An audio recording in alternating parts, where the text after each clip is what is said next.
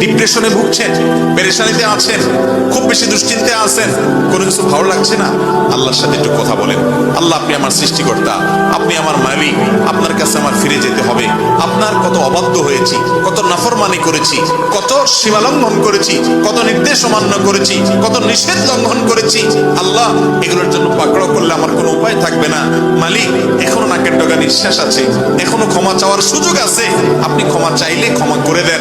আমি তওবা করছি, আর কখনো নির্লজ্জ কাজ করব না, আপনার নাফরমানি করব না। আপনি আমার অমুক পাপটা মাফ করে দেন, তমুক পাপটা মাফ করে দেন, আমাকে পাপ থেকে বাঁচায় রাখেন। আল্লাহ, আপনি আমাকে হেফাজত করেন। আপনি হেফাজত না করলে আমি নিজে নিজে বাঁচতে পারবো না।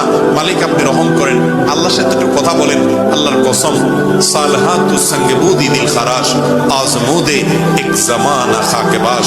পাথর হয়ে বহুদিন ছিলেন ভাই, একটু আল্লাহর সাথে কথা বলেন, চোখের পানি ফেলেন, দোয়া করেন। বিশেষ করে ভোর রাতের দোয়া, ভোর রাতের দোয়া, এটা গুলি মিস হলে মিস হয় না।